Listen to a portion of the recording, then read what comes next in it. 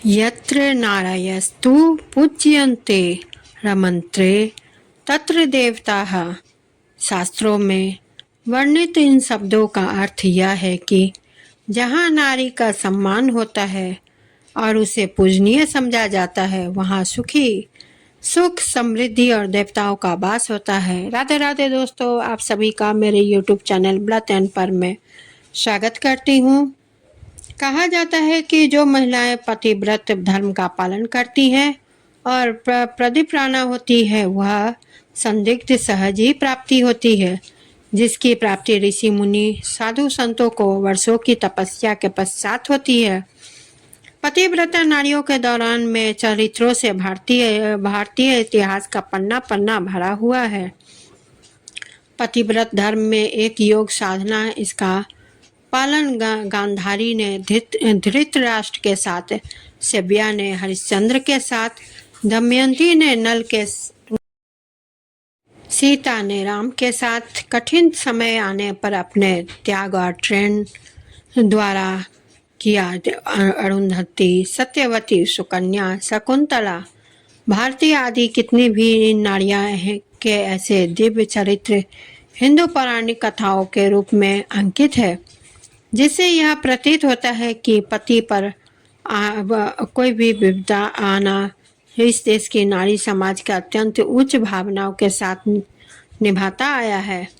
पतियों के साथ परलोक में भी रहने की भावना में से प्रेरित होकर कई महिलाओं ने अपने पति के मृत शरीर के साथ जलकर बात का परिचय दिया है कि पतियों के स्थान पर रति भर भी आँच न आने देने और पतिव्रत धर्म की रक्षा के लिए चित्तौड़ की रानियों ने जो अपूर्व बलिदान का परिचय दिया है, वो आज भी भारत के गौरवशाली इतिहास के अंश है।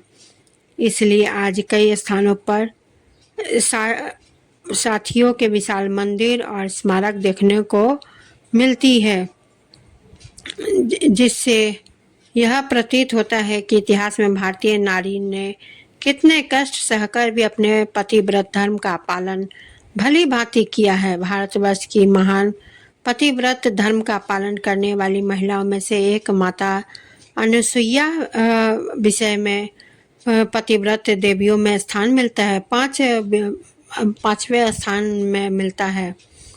हिंदू पौराणिक कथाओं के अनुसार अनुसुईया प्रजापति कदम और भीम होती की 9 कन्याओं में से एक तथा अत्रि मुनि की पत्नी थी।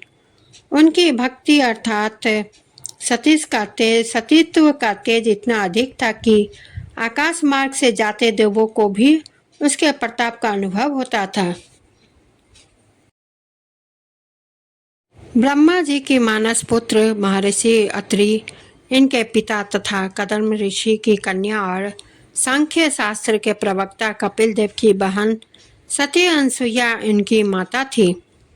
महर्षि अत्रि सतयुग के ब्रह्मा के 10वें पुत्रों में से एक थे तथा उनका आखिरी अस्तित्व चित्रकूट में सीता अनुसुईया संवाद के समय तक अस्तित्व में था।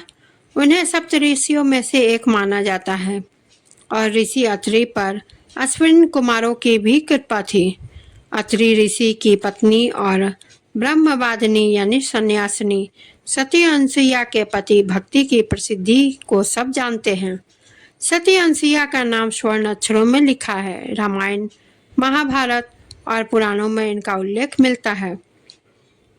नारद जी जब लक्ष्मी, सरस्वती और माता पार्वती के पास पहुंचे और उन्हें अत्रि महामुनि की पत्नी अनुसुईया की असाधारण पतिव्रत्य के बारे में बताया, तब इस पर तीनों देवियों के मन में अनुसुईया के प्रति ईर्ष्या का भाव जन्म होने लगा।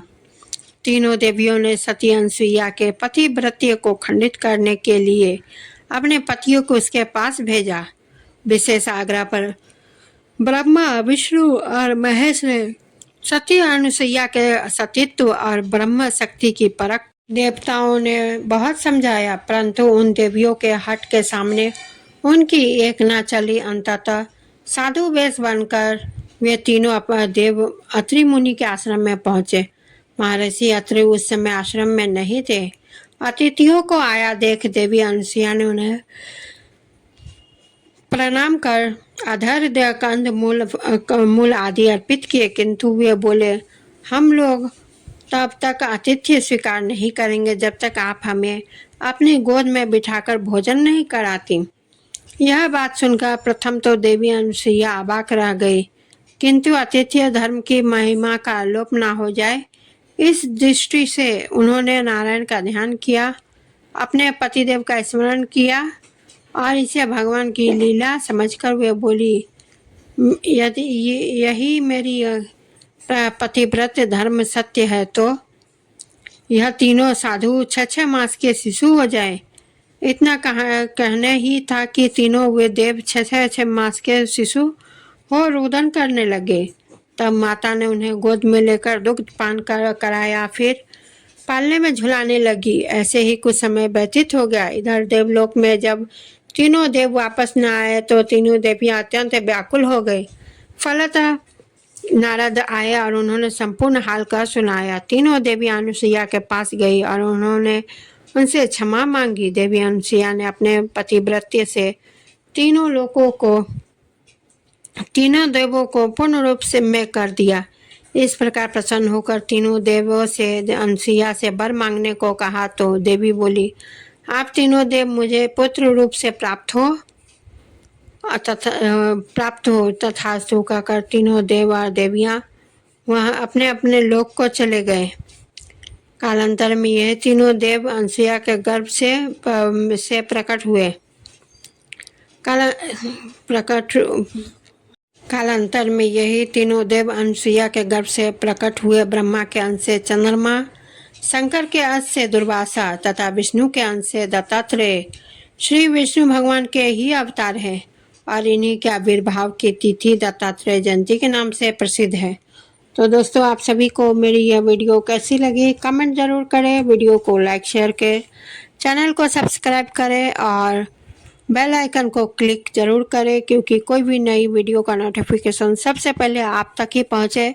इसलिए बेल आइकन को क्लिक जरूर करें और इसी के साथ मैं विदा लेती हूँ।